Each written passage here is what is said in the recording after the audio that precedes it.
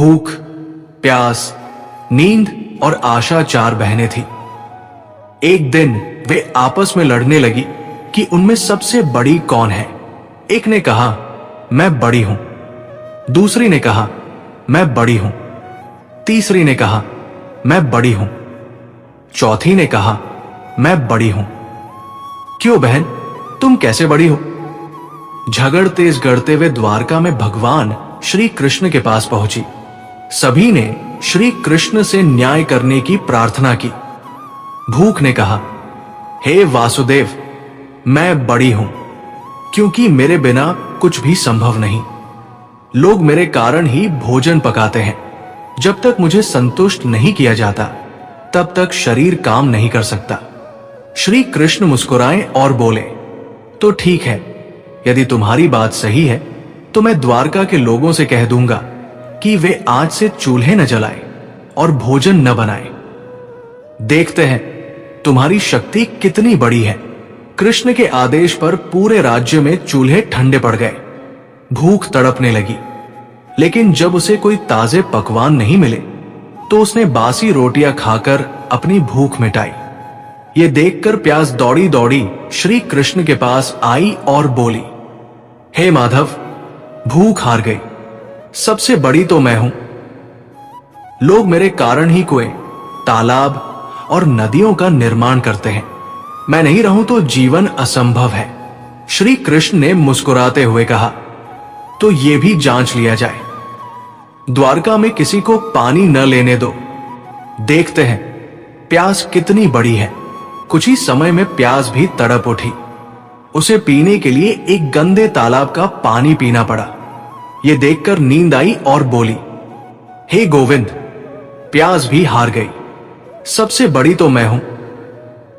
मेरे बिना कोई विश्राम नहीं कर सकता। लोग मेरे लिए बिस्तर लगाते हैं, गद्दे बिछाते हैं। मैं न रहूं तो सब कुछ ठहर जाएगा।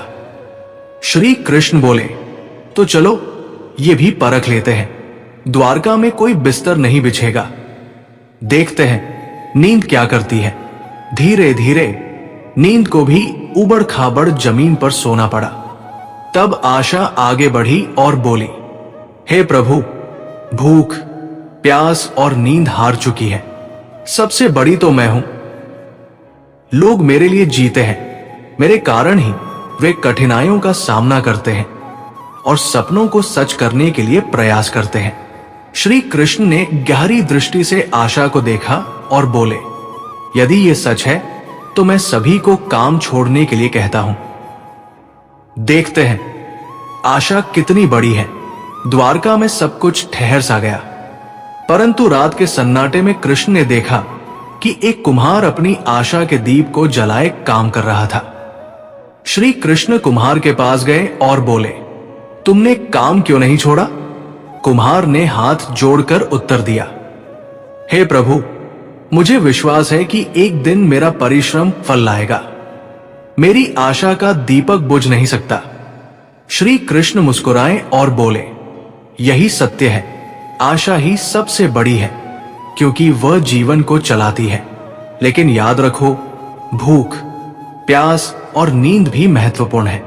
संतुलन के बिना कोई जीवन संभव नहीं। इसके बाद श्री कृष्ण ने उन चारों बहनों को समझाया कि वे एक दूसरे के महत्व को स्वीकार करें और मिलकर रहें। श्री कृष्ण ने इस कथा से यह सिखाया कि जीवन में संतुलन बनाए रखना अत्यंत आवश्यक है। आशा जीवन की ज्योति है, लेकिन भूख, प्यास और नींद भी शरीर के लिए उतनी ही महत्वपूर्ण है। जय श्री कृष्ण।